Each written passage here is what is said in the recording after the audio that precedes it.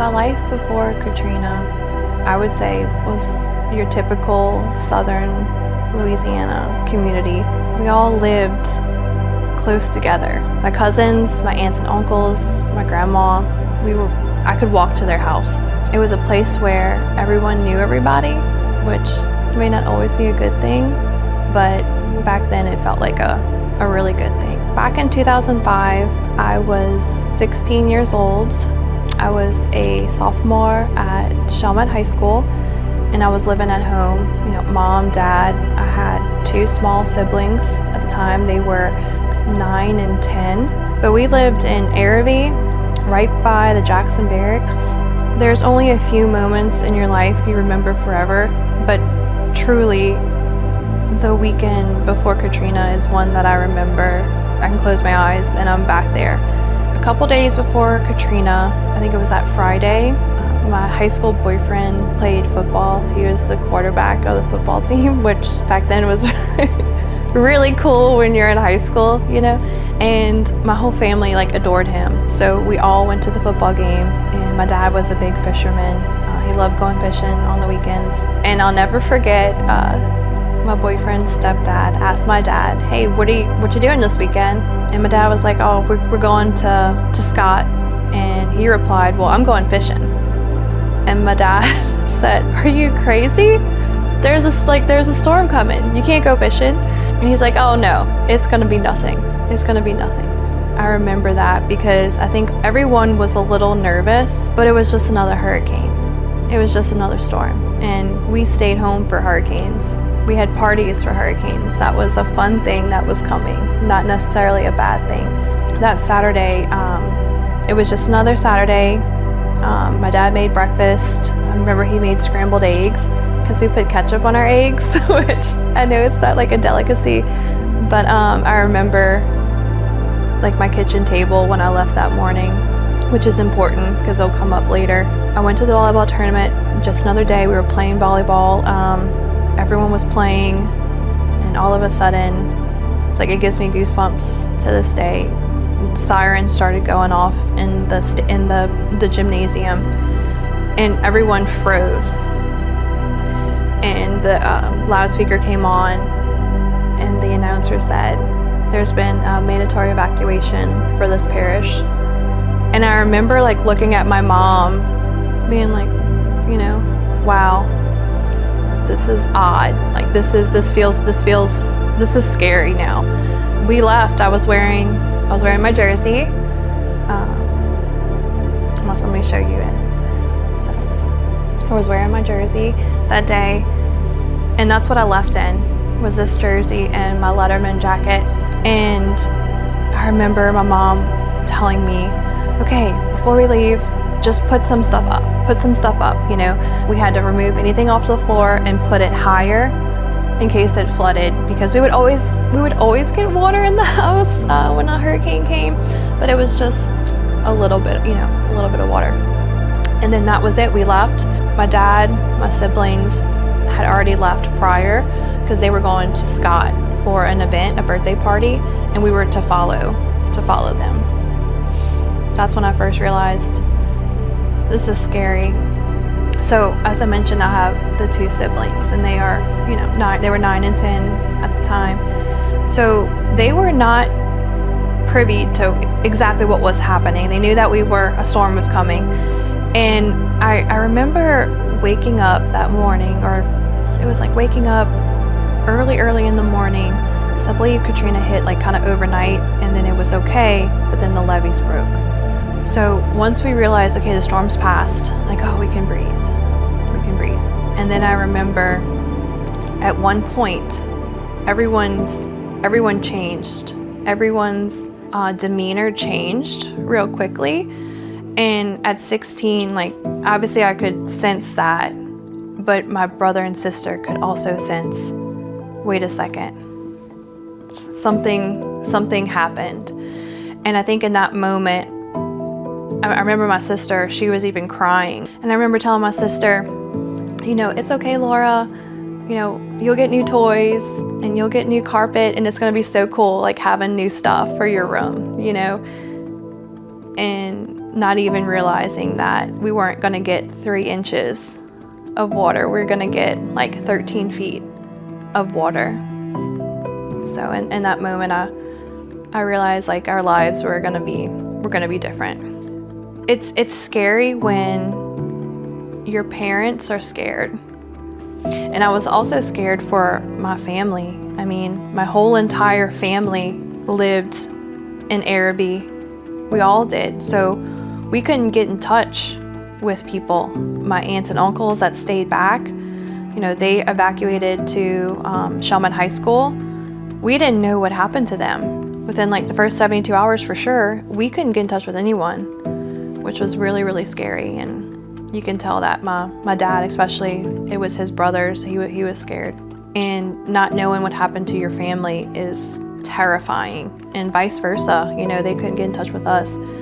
But the not knowing what happened to our home and our dog, our dog was there because our neighbor was going to watch our dog while we were out of town until they couldn't watch the dog anymore because they had to evacuate. And so they called us and they told us, "I'm so sorry, I can't bring your dog with us to evacuate." So they left our dog. People ask us, like, "How did you leave your dog?" Well, we were only supposed to leave. We were only supposed to be gone for 3 days, 2-3 days. So knowing that our dog died was, again, at 16, your dog's your best friend. So you losing Dixie, just not knowing what happened to our home was just mentally, it really screws with your mind. I remember at one point we were on Google Maps. Like, Google Maps was kind of new 20 years ago. And I remember we did the aerial view. They did an aerial view and we could go online. And we looked up our home and all we saw was water. And this was a week later. Our house was underwater. And when we saw that, we were like, oh my gosh. Our house was underwater for three entire weeks, thinking, oh my gosh, it's gone. All of it's just gone. Hurricane Katrina changed the projection of my entire life. And I don't think people realize, not only does something tragic happen in the moment, but the effects that it has, the waves, the ripples, the ripple effect after something like that happens. It doesn't just happen and then the next day you can go, okay, well, here's my new normal, here's my new life. We had to live with my family's friends in their backyard in a camper for 3 weeks. I remember, I was doing my homework. I did my homework that was due. I studied. I was a good student. I even did lessons ahead so I wouldn't fall back in school. And I look back and I go, oh my God, that poor 16-year-old girl thought she was gonna have to do her homework. But we lived in a camper, and I thank them. They're the Spires. I mean, without them, we wouldn't have had anywhere to go. It wasn't like we had all this money. We weren't rich by any means. So they offered up their home to us. Once a couple weeks passed, we had to go back to school. So I went to Lafayette High School, and it was really a strange thing to have to do. The students looked at us like we were encroaching on their school, and it was just hard. It was hard for everybody. My mother's adopted, and my mom found her birth family back in 2002. She found her family, and they all live in North Carolina. So my mom was able to meet her birth mother, discover her siblings, and so by the time Hurricane Katrina hit, we had gotten to know them pretty well. During all of this, in North Carolina, there was a local radio station that was looking to adopt a family from New Orleans, just a regular family who lost everything. And come to find out, this birth family, my mom's birth family, nominated us. They called into the radio station. They talked about how my mom found her birth mother, told her the whole story, and they really liked that story. So they called and interviewed my mom. And I remember thinking, there's no way. There's no way. You don't win radio contests. That's just, you hear about them, but nobody ever wins them, kind of thing. And I remember my mom, one day after school, sat me down and said, I want to ask you a question, and I want you to be honest with me. Would you move to North Carolina? And at 16, you're like, I'm gonna leave my boyfriend behind. I'm gonna leave my friends behind. I have to go back to school. I have volleyball to play. Like, I have things I gotta do here, I can't. But in that moment, when I saw my mom wanting to do something, I wasn't gonna be the one that held her back from making that decision. And so we accepted this offer, which entailed a house. We got to live in a house for free. Everything paid, furnished, clothing. We got gift cards. We were on the radio, on the news. The most unique experience was winning a scholarship to a really affluent school. I didn't realize that I was lower middle class. Hopefully my parents will get offended by that, but we were definitely middle class. And going to a school of that degree, I think it cost 10 grand a semester back in 2005. And all of the kids were very proper, very formal. And here I am. I went to school wearing Old Navy clearance uniform clothing, and they wore whatever's fancy. They wore fancy clothes, Versace, Ralph Lauren, whatever it is. I was just immediately intimidated, and it was a small school, and I quickly became popular, but for the wrong reasons.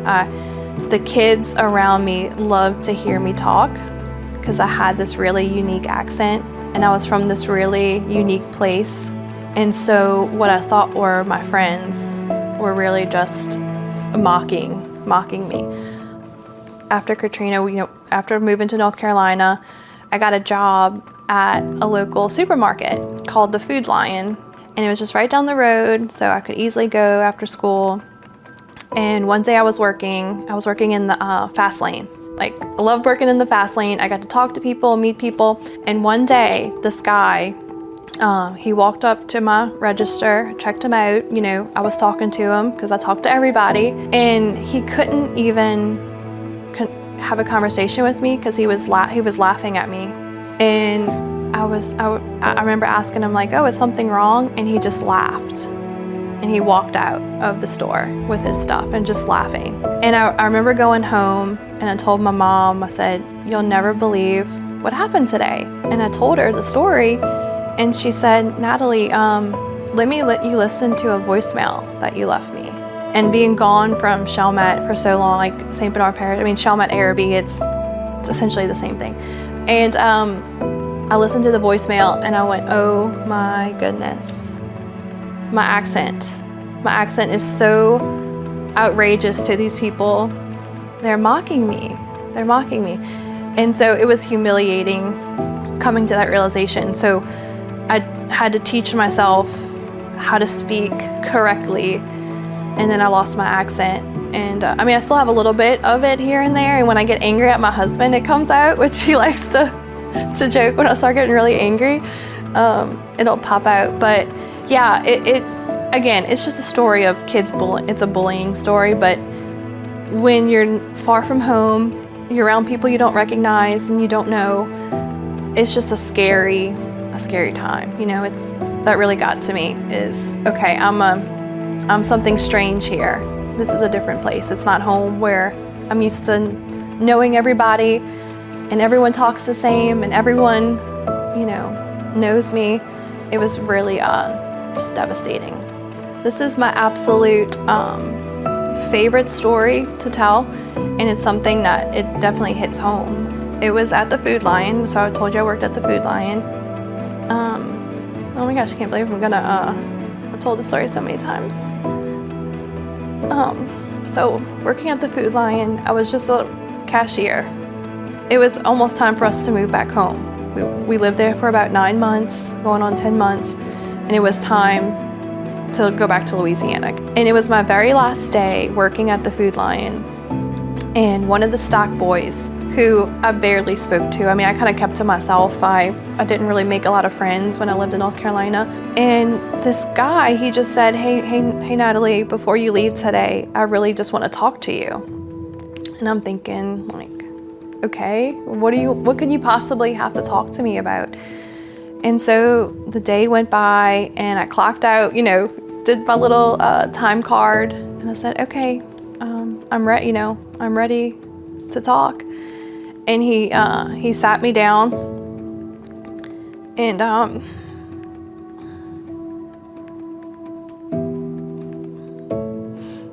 he told me that every day when I walk in, I'm smiling and I'm happy, and I'm knowing what he knew, that I just lost my home, and that he told me that he wanted to kill himself, and that every time he saw me, he said, if Natalie can come to work with a smile on her face and show up and continue to live her life, I can too.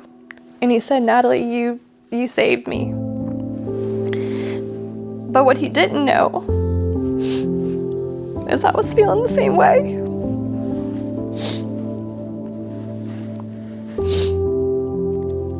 I didn't want to live.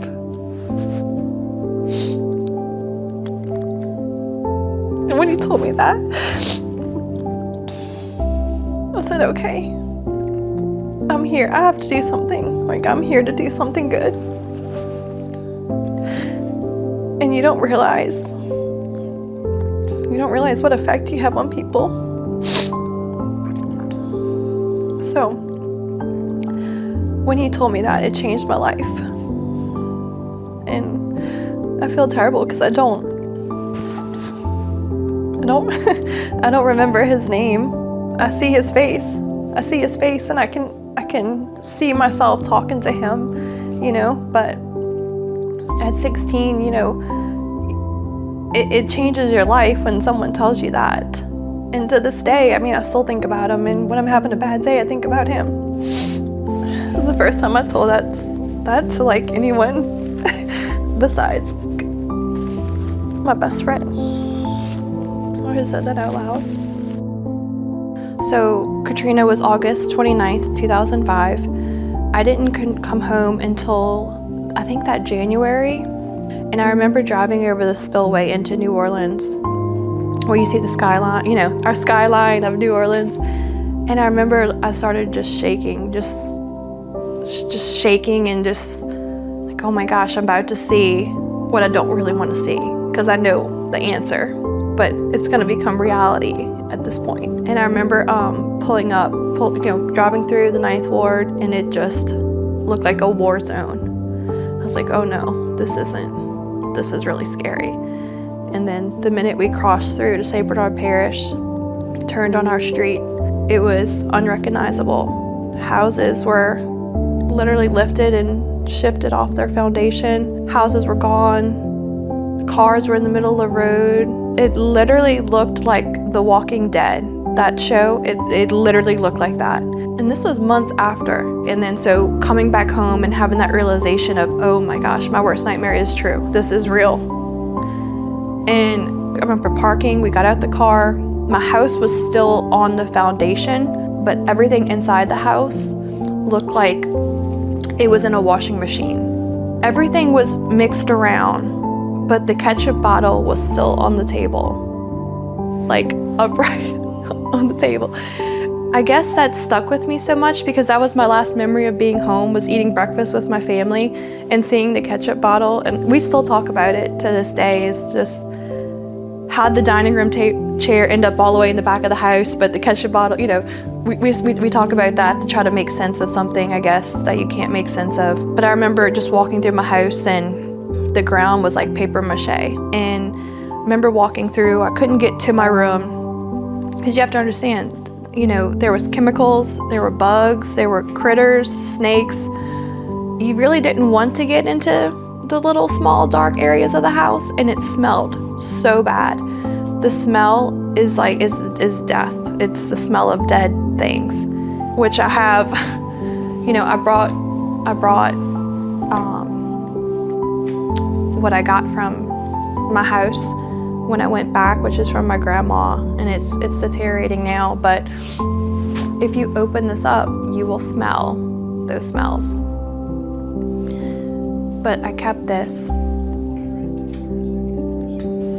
But I remember, and I'm a very emotional person, so I remember walking outside of my house, and there were we had videos and pictures that were in the tubs. Like, my parents always kept things in plastic tubs, and I wondered, like, why would you do that? Like why is everything in plastic tubs? It's because of things like this. And I remember one of the plastic tubs were outside, and all of like the pictures and videos were just spread everywhere. And I remember my mom collected all of them to try to salvage them.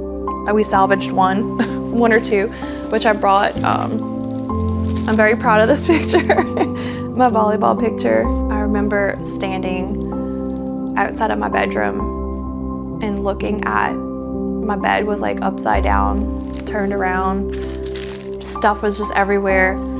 And I remember talking to myself, and I said, Natalie, don't forget the way you feel right now. Don't forget this feeling. And I don't know why I told myself that, but I convinced myself, like, you have to remember this, and you're gonna accept it. We're gonna have to move on, you know, like. So after Katrina, my mom and dad made the decision to move to outside of Baton Rouge. And that was hard at first. It wasn't home still. It was in Louisiana, which I was grateful for, but some of my friends or schoolmates, you know, some of them got to go back home. And I remember being so jealous of that. You know, they get to go home. Why can't I go home? That's all I want to do is go home. I realize now, like, how grateful I am for my parents for not, as hard as that is, for not going back home. I say that because I've met so many people in my life, like my best friend, Sadie. I feel like I wouldn't have her in my life if I moved back there, you know, moved back home. But when we moved, just going to a new school again was hard. It's weird because I can't even tell you, like, I don't have any memories. I didn't go to prom, I didn't have my sweet 16th birthday, I didn't have any of those things. And I don't remember any of that time, which is hard, because those are supposed to be fun times. And then, you know, I graduated high school and I started working at a bookstore. I want to briefly talk about this. It's going to be brief. You know how I mentioned earlier about the after waves of a traumatic event and not knowing the full extent of them, right? Of what would happen in your life. Well, at 18, I was absolutely searching for that feeling of being loved, having like someone to protect me, and having that feeling, because unfortunately after Katrina, our family was just so, I guess, despondent. And one day I was working, this guy walked in, and against my gut feeling of don't talk to this person. You know how you get that gut feeling when you shouldn't do something? Well, I did it anyway. It turned out that guy was a pretty bad guy. And I wound up being in a 3-year abusive relationship with this person, mentally, physically, and financially controlling. I bring it back to Katrina because someone who is stable and loved, you know, has that emotional stability, doesn't run to someone who is abusive. And so I lived that life for 3 years, and it was the worst time of my life. One day I had enough, and I escaped that relationship. Physically, and I've never told anyone this, like, out loud. He chased me down with a gun, and I made it to my car, and I was able to escape that relationship. The wonderful thing about living through Katrina, I can say now, it was a wonderful thing to have survived. At 21 years old, I convinced myself, you know, you need to have a career. You need to be able to be independent. You need to live a life for yourself. And so I became obsessed with, you know, obviously Hurricane Katrina. It's always been a part of my life, and it will always be a part of my life. And I came up with this career of being an insurance adjuster. My mom told me during Katrina, she had the best insurance adjuster. You know, she was able to get help. And I said, you know what? I want to do that. I want to help people. And I want to help people during their hardest moments in life. Either, you're losing your home, that's your safe space. And I was able to understand how that felt. So I did everything I could and got my license and became an insurance adjuster. And I love telling the story. It's a quick one. I printed out 250 business cards. Once I got my license, it's like, that's it. I'm doing this. I'm going out on my own. I'm gonna do this career.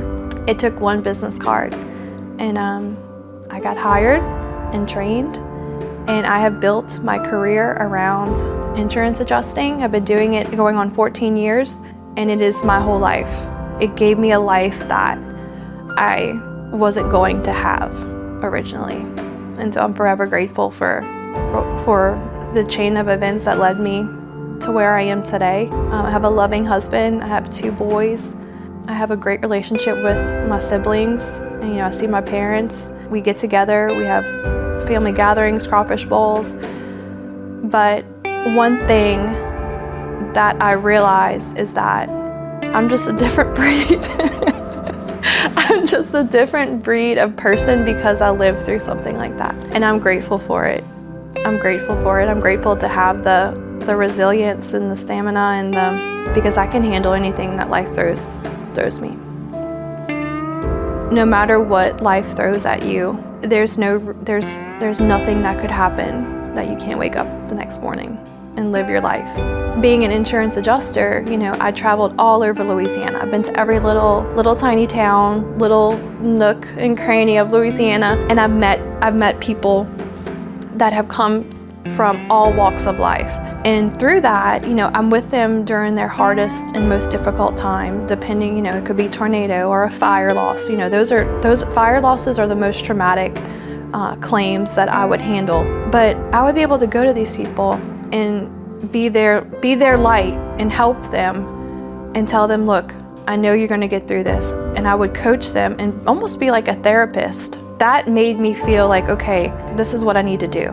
This is what I'm doing. I have to do this. And I think living every day like that, living every day to the fullest is all the hope that I need.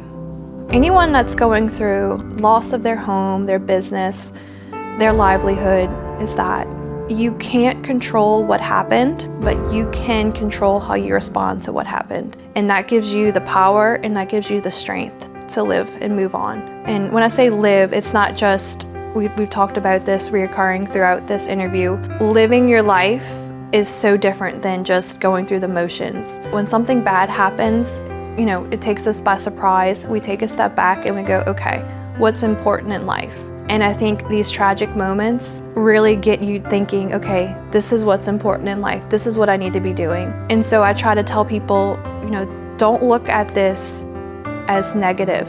It happened, but what you're gonna control the narrative now. It's in your hands. And I think just those words and that theme of a response is what gets people through. Hurricane Katrina may have been another hurricane to other people, or another news story, or another anniversary that comes around every year. But what it did was it destroyed people's way of life in the community and families. It's not just another hurricane. It meant something to people. And the people that are from St. Bernard Parish are the toughest, most unique, resilient people I've ever met in my life. And everywhere I go, I can tell you who's from St. Bernard Parish, just by their vibe, just by their energy, because we are the most unique people in the country. And they're just really good people that something really bad happened to them. So healing is hard. Healing is hard. Healing is different for everyone. I don't know if you ever truly heal. You just learn to live with what happened. And one day you stop asking yourself, what if? When that day comes, I think you're finally healed. Always trust your gut and believe in your experiences that You know what you lived through, you know what you experienced, and don't let anyone tell you differently.